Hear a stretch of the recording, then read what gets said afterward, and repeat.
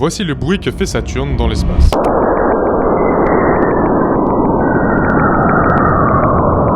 Ce que tu viens d'entendre, c'est des vraies ondes radio qui sont émises par Saturne et converties en son pour qu'on puisse les écouter. Parce que Saturne, même si elle est très jolie, c'est l'une des planètes les plus extrêmes et les plus violentes du système solaire. Déjà, si t'essayais d'atterrir dessus, il y aurait jamais de moment où tu toucherais le sol, tout simplement parce qu'il y en a pas. Comme c'est une géante gazeuse, tu t'enfoncerais juste de plus en plus profond, écrasé par une pression qui devient monstrueuse à fur et à mesure que tu descends. Les vents là-bas sont 5 fois plus rapides que les pires ouragans sur Terre, et des fois ils vont jusqu'à 1800 km/h. Et c'est pas des ouragans qui durent quelques jours, là on parle de tempêtes de plusieurs années. Mais le truc que je trouve le plus bizarre avec cette planète, c'est qu'à son pôle nord, il y a un gigantesque hexagone qui est parfaitement dessiné. Il est tellement grand qu'on pourrait juste mettre la Terre à l'intérieur. Les scientifiques ont des pistes pour l'expliquer, mais il y a encore des choses qu'on n'arrive pas à comprendre à son sujet. Et puis bien sûr, on peut pas parler de Saturne sans parler de ses anneaux. Même si c'est les plus beaux du système solaire, il faut savoir que leur origine est plutôt violente. L'hypothèse la plus récente, c'est qu'il y a une centaine de millions d'années, Saturne avait une lune en plus. Cette lune, elle s'est approchée un peu trop près de Saturne et sa gravité l'a déchiquetée. Quasiment tous les débris ont été engloutis par la planète et le reste s'est mis à tourner autour d'elle, formant ces beaux anneaux, qui sont quand même les restes d'un cadavre de lune. Maintenant, étant donné que j'ai sorti la cravate pour faire cette vidéo, ça me ferait plaisir que tu t'abonnes.